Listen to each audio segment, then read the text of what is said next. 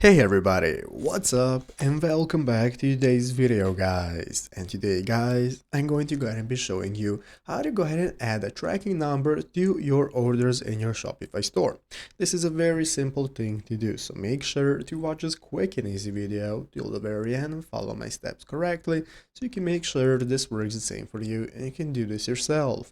But yeah guys, let's get right into it.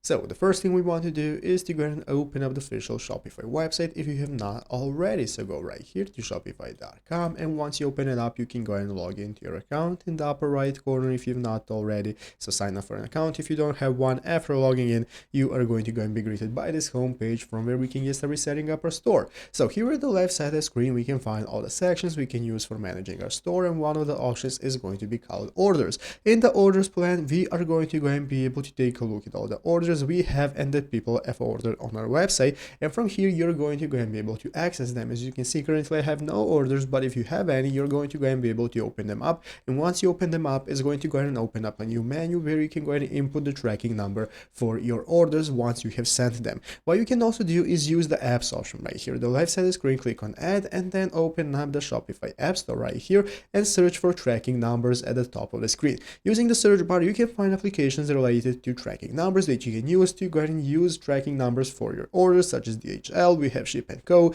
easy integration, and so on. All of this are going to enable you to use tracking numbers for your orders and integrate them seamlessly into your store, and that's how easily you can do so. So I hope this video was helpful. If it was, make sure to leave a like, subscribe to the channel, take care, and thanks for watching, and bye.